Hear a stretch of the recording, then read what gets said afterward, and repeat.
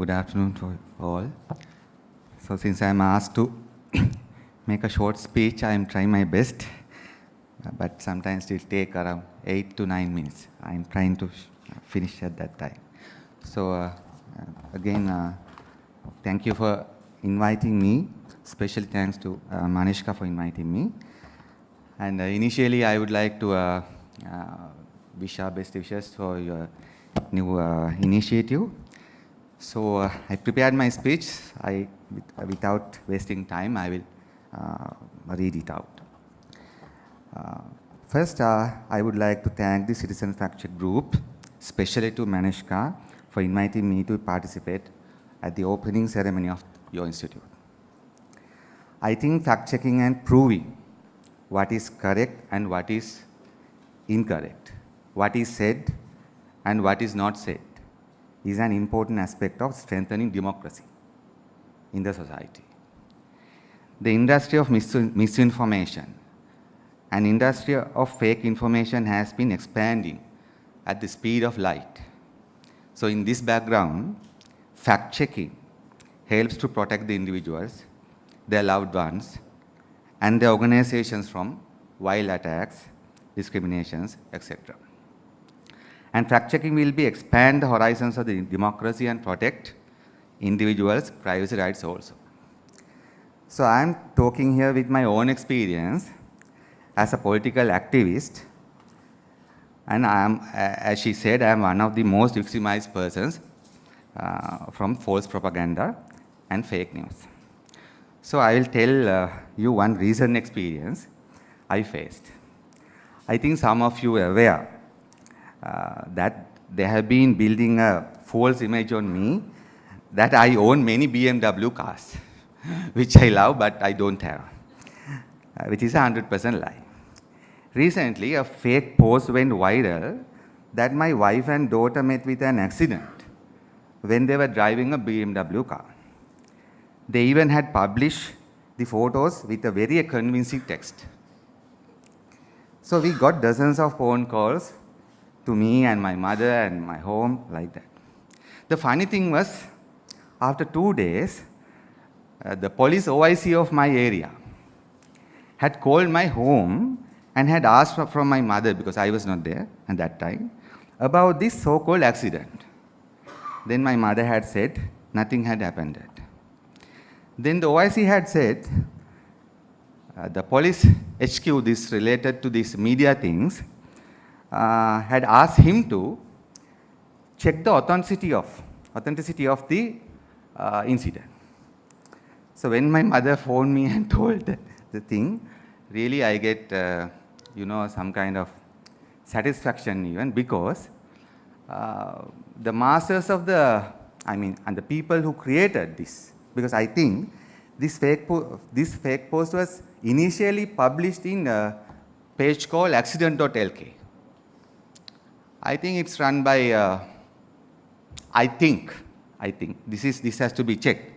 I think this is something related to a government, or maybe some connected groups with some government institutions. I don't know, but I suspect. The thing is, how powerful it was is that their own chief also getting caught of their own fake news and asked to check whether it is true. So I used to this actually. For years I used to this. But you see the pressure they built on our relatives and loved ones in unnecessary harassment. And as a person who speaks against racism publicly, this fake post propaganda has built a very dark picture about me among a particular ethnic group, mainly among the Sinhalese. I think I won't be able to clear that false image on me during my lifetime. But I would like to bring this discussion to a deeper level, because your institute has a very important word in its name called citizen. I think these fake posts are only the smoke. Our task is to find the fire. I know people who create and publish these fake and mud posts are just digital workers. They are paid for their work For example, they may have allocated maybe 10, 15 workers to monitor Comrade Anura, maybe 10 to Handun, 10 for me, like that. They are like digital snipers. You know, snipers closely monitor their target 24/7. So these digital workers, snipers, they are monitoring us, so they know the vocabulary, pattern of speech, main arguments, behaviors, possible weaknesses of their target. Then they make or edit their false posts according to the aims and goals they are given. I would like to add a side story with this about these snipers. You know, these sniper people are very dangerous. But sometimes they change the camp also. This information I got from them, the person who changed the camp. That is because when you monitor a person for months, if that person is relatively a genuine guy and who tries to be true to his words, what happened? The sniper starts to love, starts to respect his target. This has happened, no? It will happen, and it has already happened also. Then he develops to a level that he cannot do any harm to the target. So not in the military, but within the digital snipers field also, this happens. We got this information, a sniper who changed his camp. Right? He was assigned to attack us, but after monitoring months, he felt it's not good. So they have many fake. On the other hand, they have many fake pages, sites, accounts. So by reporting these kinds of made-up posts, they won't lose their jobs. We are reporting. We will report Manishka and his team also, but these digital workers will not lose their job because they have many pages, hundreds of pages. They will do the business. They will do their job.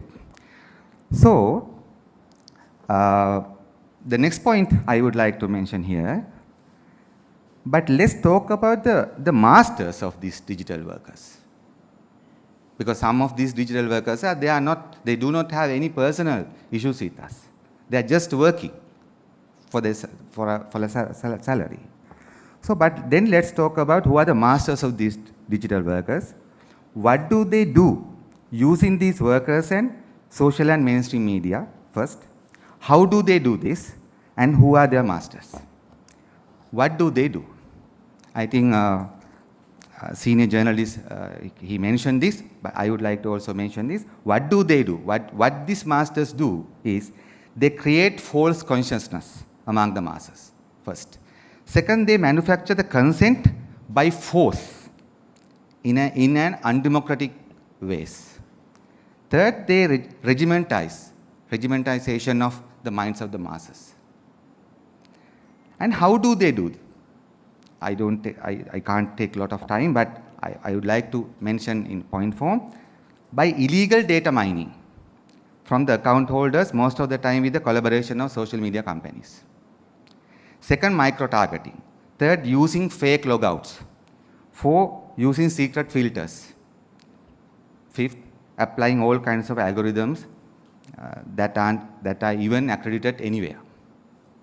You see, you can if you want to introduce just a bulb, you have to get a permission from the Sri Lanka standard organization, electricity board or somewhere.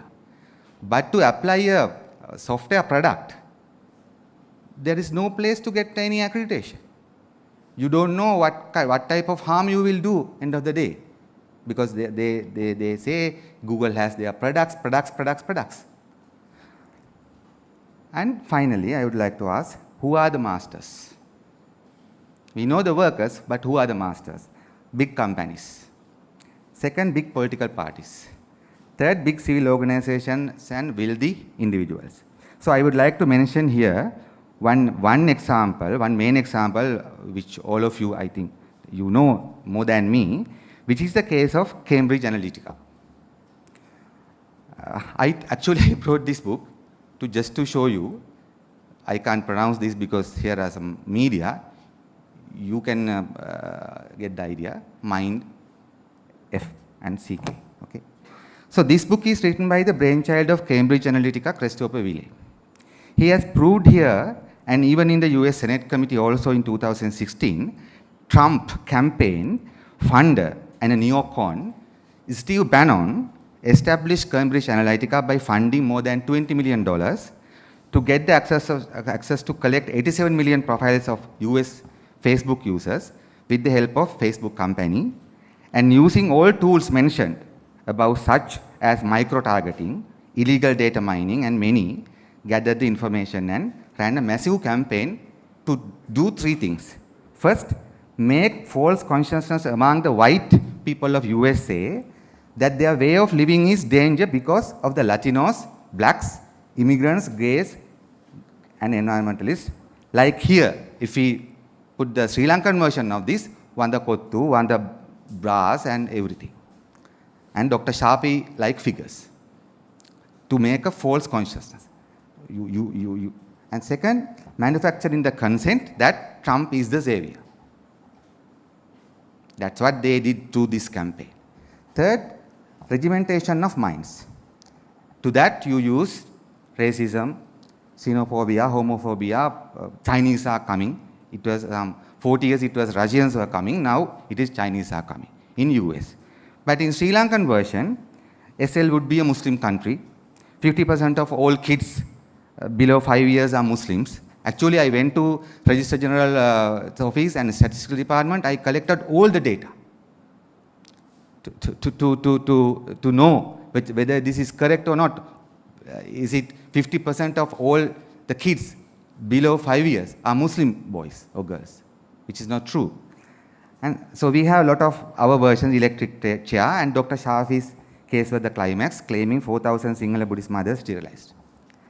So it would be best, I mean, these are the things, these big companies, big political parties, with the help of, in this case, you know, Facebook company, they gave their 87 million users accounts to this company.